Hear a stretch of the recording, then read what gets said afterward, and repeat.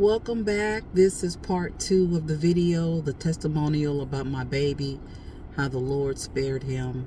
Um, as I was ending the last video, I spoke about how I was alone and my pastors at the time had prayed for me, and but I was depressed. I was also pregnant going through all of this turmoil, and it was a lot going on. Like the next week came where I'm supposed to get him back, and I was happy. I'm about to get my son. I met with the social worker, and he took me to a different place. And when we got in there, he closed the door so like nobody could hear him. And he was like, "We're not giving you your baby back. We're going to put him in a German foster care system, and he's going to be there for you won't be able to see him for 12 or 13 years. And of course, I'm pissed off. I'm angry. I'm like, give me my son, and, I'm like, he has a grandmother. What about my mom? He could be with my mom. And he was like, no, he was just like evil. It was like I was dealing with the devil himself. He was very evil. He was mean. He was, just telling me I'm not going to be able to see my son anymore. And I was not accepting that. I was upset. I didn't hit him, but I really, really wanted to. It was unfair. I didn't do anything to him. So what they were saying, the reason why they was keeping him from me is because I had delayed my time to get him to the hospital. And I explained to him why I did that, because the gas stations, because I didn't want to deal with the German system. I wanted him to go to a military hospital, and because his father was crazy. I didn't know who I was dealing with. I mean, this is a man that I was about to get married to, and we, have a baby and another one on the way. I'm thinking I know this guy, and it turns out I didn't. So I was afraid. I just want to keep us safe, and it's like the end of the movie. What's that? Set It Off. When Vivica Fox is like, what do you do when there's a gun pointed at your head? And they still, tried to blame her for the robbery. And she's like, there was a gun pointed at my head. That's kind of how I felt like I'm dealing with a crazy person here. I don't know what he's capable of, what he may or may not do. I just want to keep us safe. And they still found it fault at me for not taking him to the hospital right away. So there was nothing I could do about that. I still had to continue going to parenting classes. I still had to, I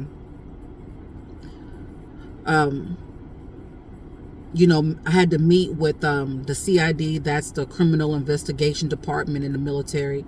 And they had me and my ex-fiance write statements about what happened that night. And he told the truth, that he was the only one, that he did hurt him. So, my mom is depressed, and she's like, I don't understand. If they know that now, why are they keeping the baby from you? And I'm like, I don't know. My mom and her sister, Linda, God rest her soul, they started coming up with a plan to get me my rights and give me my son back. And during that time, a lot had happened. Like, I found out from my NCOs, my chain of command that I had before when I was out in Iraq, had did my NCOR, and they wrote horrible things about me, and they wanted me to sign it, and I didn't know my rights concerning the NCOR and about appeals and things like that. The NCOR is like a military report card when you're a sergeant and above, and it tells of how good you were as a leader, as a soldier, and things of that nature. And so mine was, it was my first one, and it was horrible. Like, it was so bad. And I dealt with a lot of prejudice and discrimination from that former section that I was in, and I knew that's what it was about.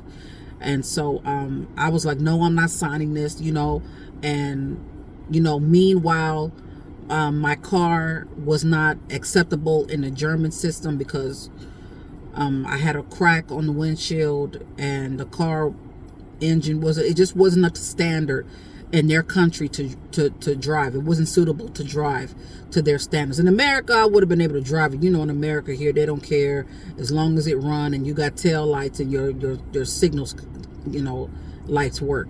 But in Germany, there's a certain standard you got to have or you can't drive a vehicle, and mine was not drivable. So I had to get that vehicle turned in and get it out of my name. And so now I'm a pregnant soldier with no transportation.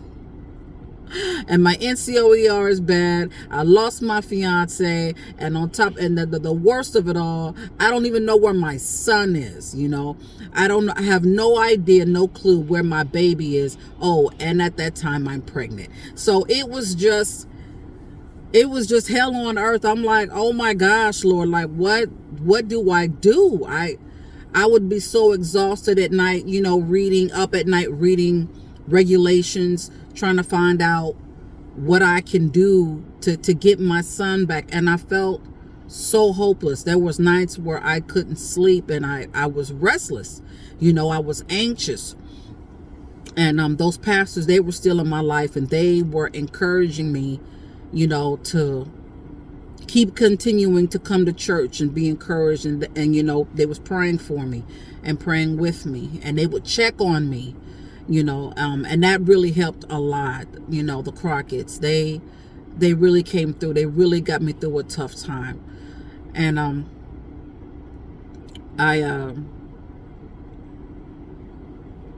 what happened next after that? I told y'all about the gist. It was 9 days. It was 9 days when they finally said, you can go and see him at lunchtime. Now, I was doing that before they took him, but the difference was I had a vehicle. So I would walk all the way to Liberty Village on base to the daycare center to go see him. And it was hard because the foster care mom would look at me like I done something to him. He had the brace on his arm, you know, from the fracture, and he was getting better and things like that.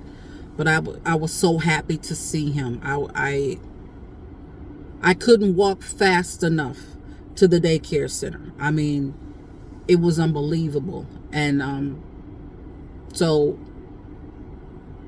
my son did not like baby formula. He did not like it. So he would throw up a lot, and he had a lot of congestive issues, you know, and I knew how to deal with that. So as time progressed, they didn't really know what to do. And they would call me to go and meet him at the hospital and nurse him there. And I would be so grateful to do that, because that was more time I could see my son and be with my son. Meanwhile, the NCOER, we had got a new command sergeant major, and he was like, there's no way I'm pushing this forward. He made them rewrite my NCOER. That got changed, and I signed it, and I had a good one. Glory to God. That was one he did right there. He was working. Another thing God did, I went down to Heidelberg. No, I went to, what was that place called? It starts with an M. I can't remember. I can't remember it. I lived in Germany for like 3.5 years. But I went to this place. I went to a car dealership that was, you know, far from, about 45 minutes away from me as well. And I went to a car dealership down there, and I applied for a new vehicle. And my credit has always been an issue. It was bad, of course. Couldn't finance a cheeseburger. Here I was with all this money, because I had money because I was in Iraq, you know. But, you know, your credit is everything. You know, they don't care how much money you have. Your credit got to be good. So he was like, we'll let you know. You know, I did the application and things, and he was like, we'll let you know. And so I was anxious about that, because I really needed a car. And, you know, so I was just believing God for a new car. I had went to church, and I had started tithing, and I just believed God. I was like, let me just see what's going to happen. I heard the teaching. Pastor Crockett had taught about tithing and offerings. And I was like, what else do I have to lose? You know, I mean, I felt like I was at rock bottom. I'm like, let me try it out and see if it worked, you know? So I tithed, and like that next week, I found out I got approved for the vehicle. So, you know, that was another thing. God was just working miracles as time kept going. My NCOER got cleared up. Then he blessed me with a vehicle. And then CID was trying to press charges on me for medical neglect. And I'm like, oh my gosh, they started fingerprinting me. They took my picture, but they released me. It was weird. And I called my mom. I'm like, Mom, they about to do it. You know, they done took my fingerprints and my picture. And she called my auntie, and my auntie was former Navy, and they found out who my commands were, like from the base, and threatened to do a congressional. And next thing I know, I got a call that my son needed me at the hospital. So I'm like, okay, you know, once again, let me go to the hospital, take care of my son, because I know they don't know what they're doing. I'm his mother. I know what to do. So I was holding my son. We were laying down, and I got a quick flash of a long brown table, and it was angels sitting all around the table. And as soon as I came to, one of my NCO came around the corner, and he said, hey, Jackson, there's going to be a meeting at 1300 to see if you get your baby back or not. My auntie and my mom sent that email to the commander of the post, and it got down to them, and they're like, why doesn't she have her baby? She didn't do it. Why she don't have her son? We need a reason why, you know. And they started backtracking. So they held a meeting, and after the meeting, they said, you know, I went to go see the first sergeant. He was like, we're going to give you your baby back. And I jumped up, and they said, there's going to be some stipulations you have to meet, but we're giving you your baby back. And I'm like, oh, thank God. I went to the bathroom. I had a praise break. I praised and thanked the Lord in the bathroom stall. I was so grateful. I was so happy. I was getting my son. And the lady, they gave me a lot of stipulations. You know, all week long I was going to something to prove to them that I was a worthy mom. I would have like 2 doctor visits a week, the parenting thing, another class. I can't even remember all them doggone appointments. I was gone so much. They was like, my chain of command at work was like, why is she even here? Because she's not here. And I wasn't. I was hardly at work. I had appointments all week long to prove to them that I'm a worthy parent, even though I didn't hurt them. So it was crazy. But I was, nevertheless, I had my son back, and I ate him up. When they brought him back to me, he had on some raggedy clothes, and his grandmother didn't buy him raggedy clothes. She bought the top-notch, the best type name brand stuff. I said, take these clothes back, and tell that woman to put all the clothes that I bought him, and she know what they are, back in that bag. His grandmother bought him that stuff. Put it back in. I want my bag back. I want his clothes back. She had a son too that was around the same age as my son, and tried to switch out her little raggedy son's clothes for my son's clothes. I said, no, ma'am. No, these are not his. Go back. Tell her I want my son's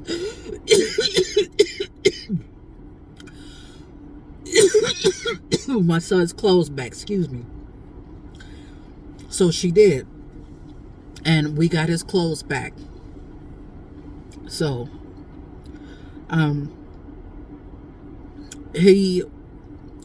my son's father would call every now and then, and I would talk to him, and he would try to come over, and I would be like, no, that's a wrap.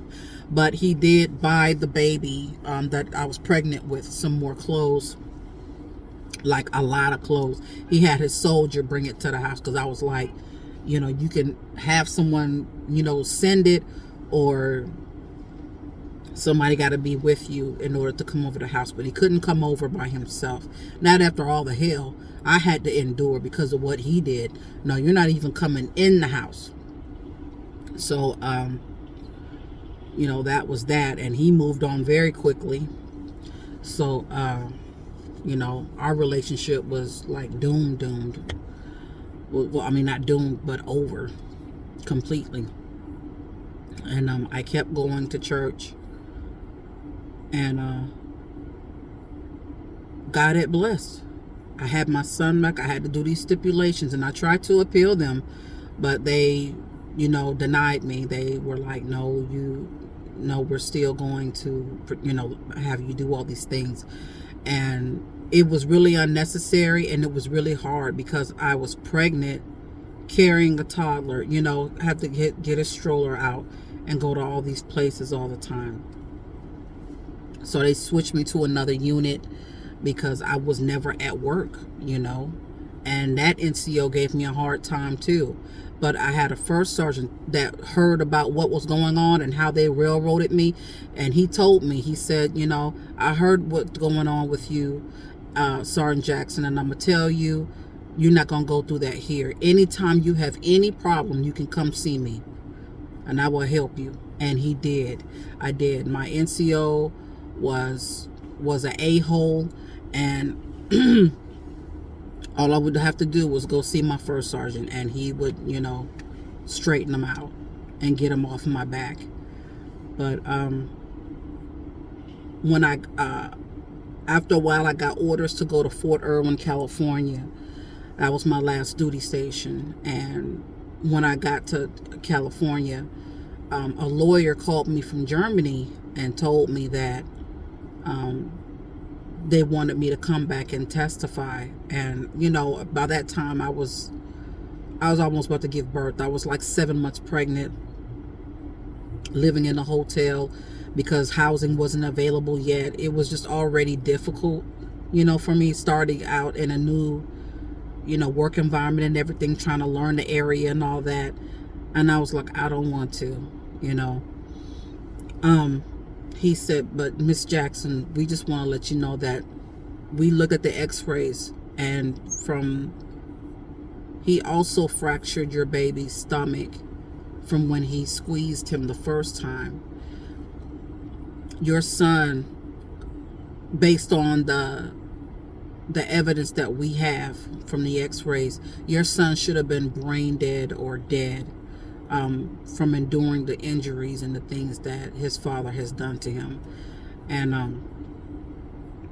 I was like, wow, you know, it was truly a miracle. It was truly God that saved my son and spared his life, because his father could have killed him. So I thank God till this day. That little boy is about to graduate now from high school next week, Lord willing. He is doing fine. He grew up, he had a great childhood. He was raised by me and his grandmother. And he's healthy. He's smart. He's a very smart young man. And he's funny, you know. But God has kept him and blessed him. So to God be the glory. That is my story, how God spared my son from death. I hope it has blessed you and let you know that God is a miracle worker if you turn to him. Declare Psalm 91 over your days and over your situations. That is all I have to say. Like Forrest Gump. That's one of my favorite movies, by the way. But anyway, you guys have a blessed day. I said I would do a part 2. I'm finished. I did it. See you in the next video. Bye.